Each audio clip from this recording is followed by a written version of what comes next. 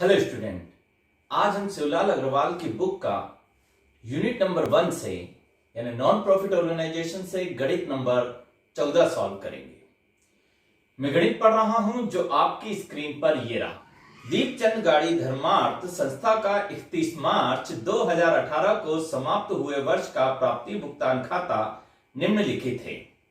प्राप्तियां दी गई है मुझे। शेष निक्षेप खाता 5,000 रुपए, चालू खाता 2,400 रुपए, हाथ में 300 रुपए, दान 8,000 रुपए, चंदा 4,000 रुपए, धनदान कोष की प्राप्तियां 15,000 रुपए, उत्तरदान 6,000 रुपए, विनियोग पर ब्याज 9,500 रुपए, निक्षेप पर ब्याज 150 रुपए, पुराने समाचार पत्रों की बिक्री 75 रुपए। भुगतान तरफ मुझे दिया गया धर्मादा 14,500 रुपए, वेतन 2,600 रुपए, किराया व कर 1,200 रुपए, छपाई व्यय 300 रुपए, डाक व्यय 100 रुपए, विज्ञापन 250 रुपए, फर्नीचर 750 रुपए, बीमा 1,000 रुपए, विनियोग 14,000 रुपए, भवन हेतु पेशगी 5,000 रुपए, शेष में दिया गया है। निक्षेप खाता 8,000 रुपए, चालू खाता 2,000 रुपए, हाथ में 725 रुपए। फिर मुझे कुछ नीचे समायोजन दिए गए हैं जिन्हें मैं पढ़ रहा हूं। निम्नलिखित सूचनाओं को ध्यान में रखते हुए आय व्यय खाता बनाइए। दान व उत्तरदान की आधी आगम आय समझी जानी चाहिए, यानी हम इसे आधी राशि को आयगत मानेंगे और आधी राशि को पूंजीगत माना जाना चाहिए। अगला दिया गया है किराया 200 रुपए, वेतन 300 रुपए, विज्ञापन 50 रुपए के दायित्वों का आयोजन कीजिए, यानी कि अदत्ते। अगला दिया गया है मुझे 3 माह की बीमा प्रीमियम पेशगी भुगतान की गई, यानी कि पूर्व दत्त। अगला दिया गया है विनियोग पर ब्याज 500 रुपए उपार्जित हो चुका था परंतु प्राप्त नहीं हुआ, यानी उपार्जित हो गया लेकिन अभी हमारे को प्राप्त नहीं हुआ। हमने अर्जित कर लिया, प्राप्त नहीं हुआ। अब इससे हम बनाएंगे आय व्यय खाता। सबसे ऊपर लिखेंगे हम संस्था का नाम, और संस्था का नाम दिया हुआ है हमारे को दीपचंद गाड़ी धर्मार्थ संस्थान। उसके नीचे आय व्यय खाता, उसके नीचे तारीख 31 मार्च 2018 को समाप्त होने वाले वर्ष के लिए। सबसे पहले मैं आय पक्ष बना रहा हूं। यहां पर दिए गए मुझे रोकड़ शेष, चालू शेष और निक्षेप का शेष नहीं लिखा जाता। सबसे पहले लिखूंगा मैं दान। मुझे नीचे समायोजन में दिया गया है कि दान व उत्तरदान की आधी राशि को आयगत माना जाएगा और आधी राशि को पूंजीगत माना जाएगा। आयगत राशि का लेखा हम आय व्यय खाते में करते हैं और पूंजीगत मद का लेखा हम चिट्ठे में करते हैं, यानी स्थिति विवरण में करते हैं। तो यहां पर मैं आधी राशि यानी दान दिया हुआ है मुझे 8,000 रुपए का, उसका आधा हो जाएगा मेरे पास 4,000 रुपए, जिसे मैं आय व्यय खाते के आय पक्ष में लिखूंगा 4,000 रुपए। उसके बाद लिखूंगा मैं चंदा। चंदा मुझे दिया गया है 4,000 रुपए। इसके बाद मुझे दिया गया है धनदान कोष की प्राप्तियां। ये हमारी पूंजीगत प्राप्तियां हैं, अतः इसका लेखा हम आय व्यय खाते में नहीं लिखेंगे। इसके बाद मुझे दी गई मद है उत्तरदान, और नीचे समायोजन में कहा गया था कि दान और उत्तरदान की आधी राशि को हम आयगत मानेंगे, अतः यहां पर मैं उत्तरदान में से आधी राशि को लिखूंगा। उत्तरदान मुझे दिया गया है 6,000 रुपए का। 6,000 रुपए का आधा होता है 3,000 रुपए, जिसे मैं आय व्यय खाते के आय पक्ष में लिखूंगा। उसके बाद मुझे दिया गया विनियोग पर ब्याज। विनियोग हमारे लिए पूंजीगत मद होती है, लेकिन विनियोग पर ब्याज हमारे लिए आयगत मद है, अतः मैं विनियोग पर ब्याज लिखूंगा। लेकिन मुझे नीचे समायोजन में विनियोग पर ब्याज के संबंध में कुछ समायोजन दिया गया है। कहा गया है कि विनियोग पर ब्याज 500 रुपए उपार्जित हो चुका परंतु अभी तक प्राप्त नहीं हुआ, यानी ये जो उपार्जित है ये चालू वर्ष से संबंधित है, और चालू वर्ष से संबंधित मदों का लेखा हम आय व्यय खाते में करते हैं। अतः मैं विनियोग पर ब्याज में उपार्जित ब्याज जोड़ दूंगा। विनियोग पर ब्याज मुझे दिया गया है 9,500, जिसमें जोड़ दूंगा उपार्जित ब्याज 500 रुपए और जोड़कर राशि बाहर लिखूंगा 10,000 रुपए। इसके बाद मुझे दिया गया है निक्षेप पर ब्याज, ये भी मेरे लिए आय है। अतः इसे मैं आय व्यय खाते के आय पक्ष में लिखूंगा 150 रुपए। इसके बाद मुझे दिया गया है पुराने समाचार पत्रों की बिक्री।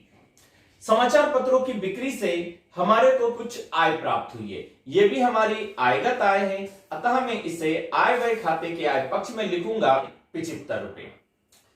अब मैं लिखूंगा व्यय पक्ष में। सबसे पहले मुझे दिया गया है धर्मादा। धर्मादा हमारे लिए व्यय है, अतः इसे मैं व्यय पक्ष में लिखूंगा 14,500। उसके बाद मुझे दिए गए वेतन 2,600। वेतन हमारे लिए आयगत व्यय है, आय व्यय खाते के व्यय पक्ष में लिखेंगे।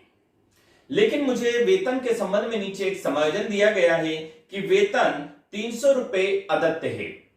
चालू वर्ष का व्यय है जो अभी तक चुकाया नहीं गया है, अतः अदत्त व्ययों को हम जोड़ते हैं। इस कारण में वेतन में यानी 2,600 में अदत्त वेतन 300 रुपए जोड़ूंगा और बाहर राशि लिखूंगा 2,900 रुपए। इसके बाद मुझे दिया गया है किराया व कर। किराया व कर भी हमारे लिए व्यय है, इसे मैं आय व्यय खाते के व्यय पक्ष में लिखूंगा किराया व कर 1,200 रुपए। लेकिन इसके संबंध में भी मुझे नीचे कुछ समायोजन दिया गया है। समायोजन दिया है कि किराया का 200 रुपए अदत्त हैं।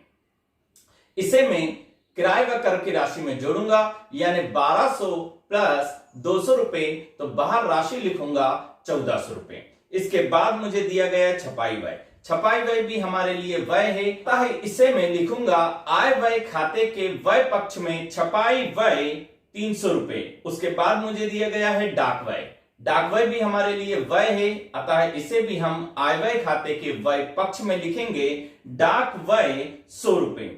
अगला दिया गया है मुझे विज्ञापन।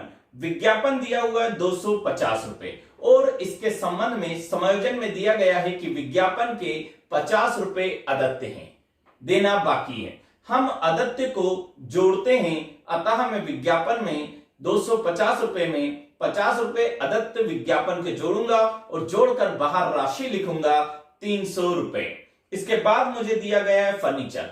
फर्नीचर का लेखा आय व्यय खाते में नहीं किया जाता क्योंकि यह एक पूंजीगत मद है और हम आय व्यय खाते के अंतर्गत सिर्फ आयगत प्रकृति की मदों का लेखा करते हैं। पूंजीगत प्रकृति की मदों का लेखा हम चिट्ठे या स्थिति विवरण में करते हैं। इसके बाद मुझे दिया गया है बीमा।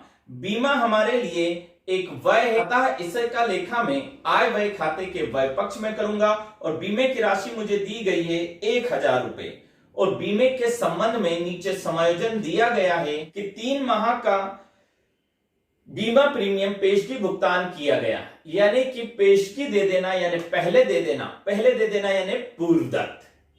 हम पूर्वदत्त को घटाते हैं, अदत्त को जोड़ते हैं और पूर्वदत्त व्यय को घटाया जाता है। तो मैं 3 महीने का बीमा पेशगी घटाऊंगा, निकालूंगा 1,000 गुणा में 3/12। इस तरीके से बीमे की मेरी राशि निकलेगी पूर्वदत्त की 250 रुपए, जिसे मैं 1,000 में से घटाकर राशि के कॉलम में लिखूंगा 750 रुपए।